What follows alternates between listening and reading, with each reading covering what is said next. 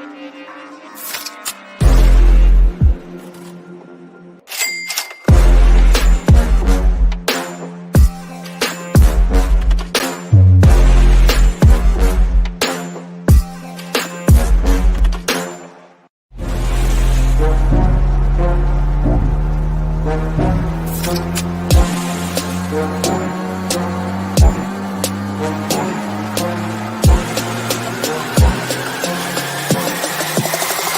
on, get that money.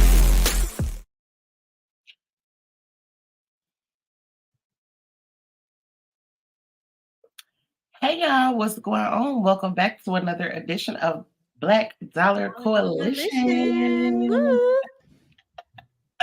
As you can see, today we're going to be talking about credit. It is crazy how so many things I thought I had under control. Doing this show, I see that I didn't know shit. Okay. So maybe you guys saw our last episode. It was all about budgeting, and TheeEnicole, she's going to be fine. We believe in her. and all of us are, right? All of us can do better in these areas. And so we are here to help and give you tips and hacks and practical things that are useful that you can take out there and be successful with. Absolutely. So yeah, Jay-Z said you can't be fly with bad credit. Listen. What is that, Jay-Z? I don't know. I don't like him. Somebody said, oh, you don't like Jay-Z? Let's get the tea real quick, guys. Why don't you like Jay-Z? Ever since I was younger, I'm born to a musical family. Okay. And also more so religious family. And so even though separating religion, I'm just a big energy person. Got it. And when I listened to him, I just didn't feel right. Got it. So it's like I don't know what it was. Yeah, like I still don't to this day really can't tell you exactly. It's just something about his music made me feel a certain way. I don't want to feel that way. Wow. So who is your favorite rapper if you have one? I don't know, because I'm weird like that. So I don't have a favorite one of anything because it's too many to choose from. So if I would have to say, there are like a million rappers. So I can't narrow it down to one. Right. So I would have to say, of course, Tupac, R.I.P. I love Lupe Fiasco. Okay, Lupe. Okay, Chicago. You're hitting my cities. Yeah, I like more so. You still can be hard and rough as a man. I like you. I want you to be a man. But I like to hear something. Okay. Yes. I want the words to say something to me. Yeah. Yes, I'm with you on that. I'm with you on that. Okay, that makes sense. Oh, that's yeah. Cool. Well, I'm sure that the rappers that you like believe in good credit as well. So today we are going to talk about the difference between secured and unsecured credit cards. Yes, I'm excited. Yeah, she's excited. Every credit card is not the same, okay? And so secured versus unsecured, big difference. We'll talk about advantages, disadvantages, which one might be best for you, and give you all those details here today. Yes. By the way, our source today is Forbes. My favorite article on this subject is from Forbes, and so that is where we're pulling this information from for you today. Let's get into it. You ready? I am ready because I'm excited to learn about this. Actually, this is something that I requested, you guys, and I feel like a lot of people don't even know that there is a difference between credit cards. Yes. And as we talked about in a prior episode, credit cards are essential for healthy credit, right? Mm-hmm. We dispelled that myth that you should not have any credit cards, that you should only have a debit card and just use your debit card. And we totally covered that and, deaded that myth. So since credit cards are helpful for building credit, it's important to understand them. So that's where a secured card can be helpful. So the difference between secured and unsecured. The long and short of it is basically a secured credit card is secured with your own collateral. That means that you send, in this case, with the image that we have up, the Unity Visa company. You will send them $1,000, right? You'll either wire it or send them a check for $1,000, and in exchange, they give you a secured card for $1,000, right? So you have a credit card for $1,000, but it's been secured by your own collateral. The So would that collateral, be a prepaid card? That's a prepaid card, right? people have called it prepaid, but yes, a prepaid card is essentially just a secured card. Okay. Yep. And so your $1,000 is the collateral. So you have essentially secured $1,000 with your own money, and that is their collateral. So why do companies do this, right? For people who do not have very strong credit profiles, they are considered a credit risk, right? So the company is able to mitigate that risk because you sent in your $1,000. So now whatever you spend on that card, they essentially already have, if that makes sense. So now let's talk about the unsecured card, the card on the right. An unsecured card means that you don't send any money to the company. They are extending credit to you, right? So they will send you a card and it'll have an available credit limit of, let's say, $7,000, right? So you can go out with your unsecured credit card and spend up to $7,000. And then you get a bill at the end of the month for whatever you spent, plus fees or whatever, and interest. And then you pay that bill. Now, of course, that comes with more risk for the company, right? Because they're extending credit. They're giving you $7,000 of spending power and no guarantee, essentially, that you'll pay it back. So that is why that is called an unsecured credit card. So I don't want to drive you crazy. Not at all. Never.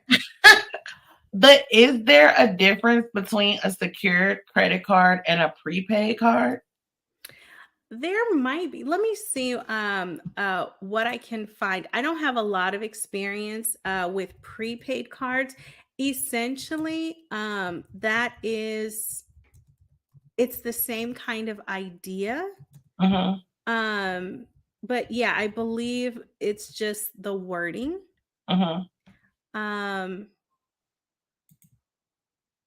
Oh, I see. So with secured, Experian makes a good point. My Experian came up.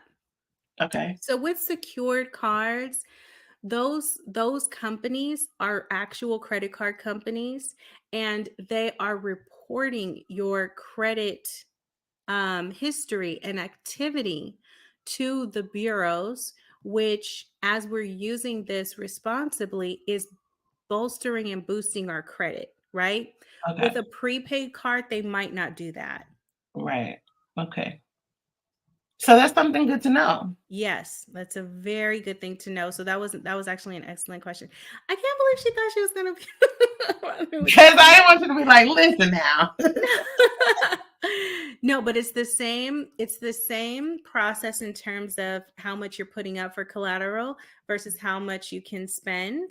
Right. But the difference is, and that's what you want. You want either the secured or the unsecured because we're building credit. So we want these companies to be reporting our activity, our payments to the credit bureau so that we are building our credit profile in a positive way. Yes, so that's for those people who, you remember back in the day when Russell Simmons came out with the Rush card or whatever. Oh, yeah. And when it first came out, it was like cool to have one. But then after a while, it was like, you broke. You got a Rush card because it's a prepaid card. But if that's the route that you have to take, yes, then in this case, you want to make sure that you're getting a secured because they're actually reporting so that you can make it to the level of unsecured. Exactly. And that is really like what a secured card is. It's like the gateway, right? So you get your secured card, you use it responsibly for a certain amount of time, and then that builds your credit profile, and then you are on the road to actually get an unsecured card, which builds your credit profile even more. Right. So with the unsecured card, sorry, I'm going to make this bigger on my end. I hope everybody liked the video. You think Yeah. they liked the video, E? Yeah. They Because should. this is dope. How could you not? Yeah. So with the unsecured card, again, usually a good or decent credit score is needed to qualify, right? So if you don't have that, you can start with a secured card. With an unsecured card, no cash deposit is required, right? You don't have to send them anything. They are extending credit to you.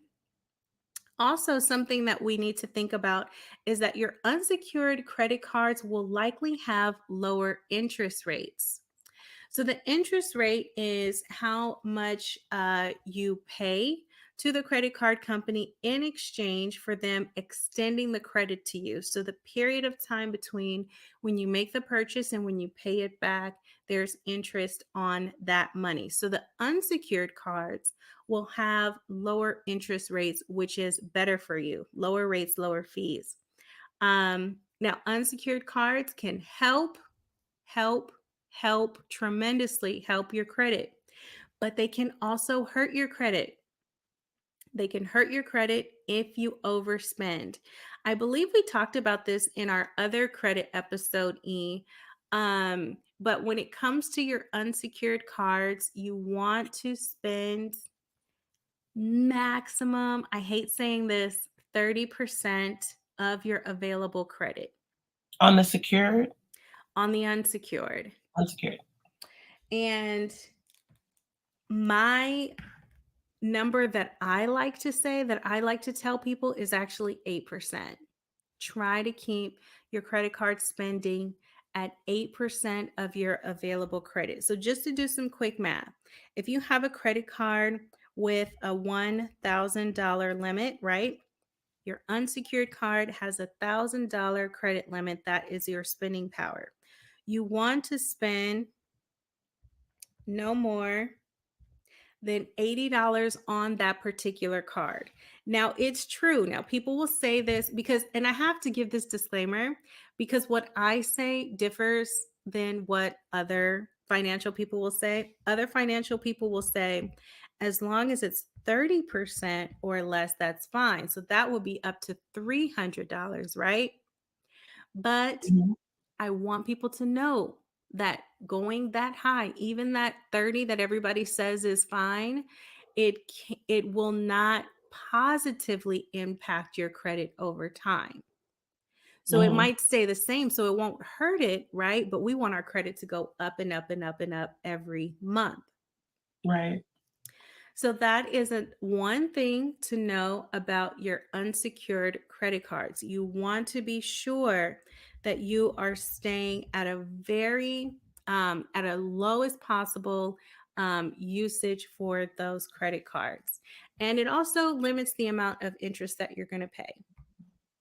Okay. Now, going over to our secured credit cards, right?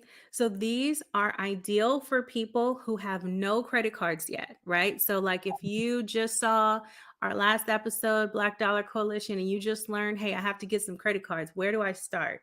A secured credit card is a great place to start for people who have low or no credit history. It does require a cash deposit to open, so that's something to think about. And most of the time, they might have a minimum or maximum, but outside of that, you can select how much you'd like to submit as collateral. So that, is your choice, how much cash you would like to deposit in order to open that secured credit card account. And you can use it like a regular credit card. You swipe it, you tap it, you just, twirl all around, with your card. And it helps to build your credit history over time. Again, you want to be, you don't want to get a secured card to help your credit and then, use it the wrong way and then it ends up hurting your credit, right? It's supposed to be a tool to help people out there. So you want to be sure that you're doing the right thing to build your credit history over time. Right. So, how do you apply for a secured credit card? Say you want to get started, make sure that you have the cash needed to make the deposit. Make sure the lender will likely require at least $200 and give you that much in credit. So $200 is kind of the minimum we see. So expect for it to be that amount or more. Make sure that you choose a secured card that will report your payment information to the 3 major credit bureaus. That is something to ask if it is not displayed or marketed in that way. You want to be sure, because if it's a secured card, but they're not reporting, that's not going to help. We want the people to report that we're doing good and that we're out here trying to do the right thing. Mm-hmm. So when it comes to applying for your unsecured card, have a sense of what your credit profile is now. So Credit Karma and Credit Sesame aren't 100% the same score that potential lenders will see, or these unsecured credit card companies will see. So you want to check your FICO. All right. Freecreditreport.com is where you can check that, right? So if it looks too low, I'd hold off on applying for your unsecured credit card yet, right? I'd again start with the secured.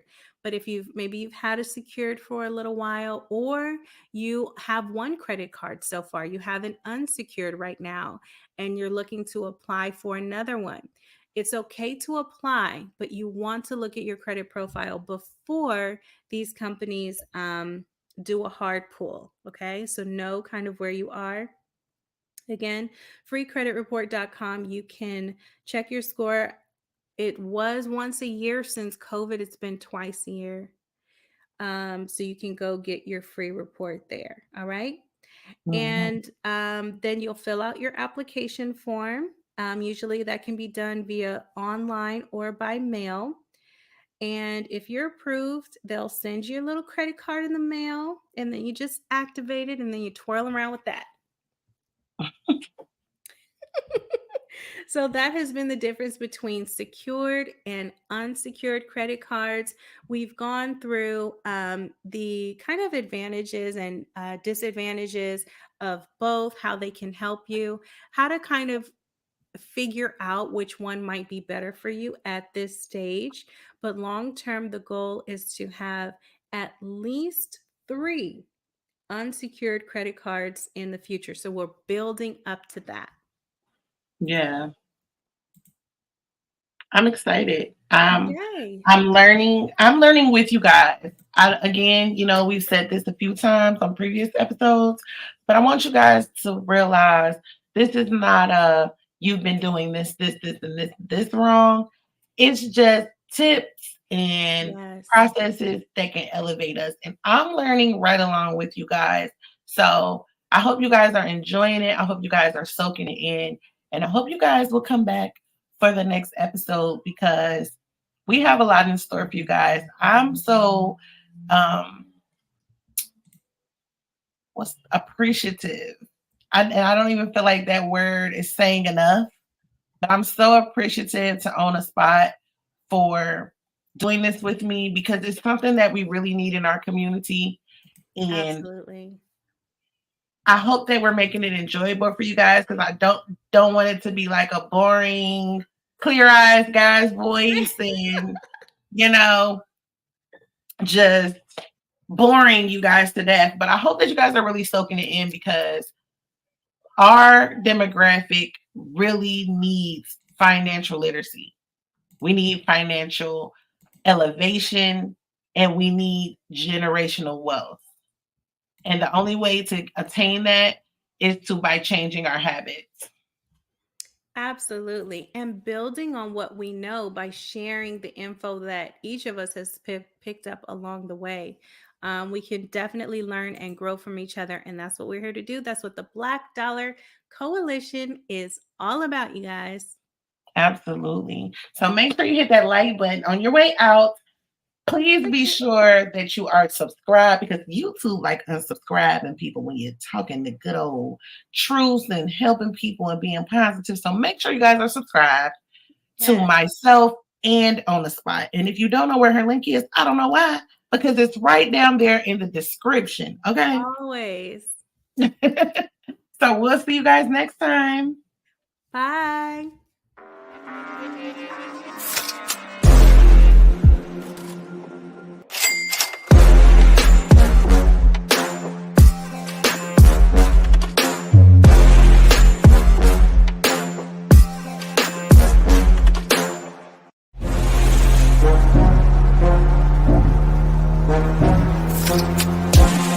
Yeah.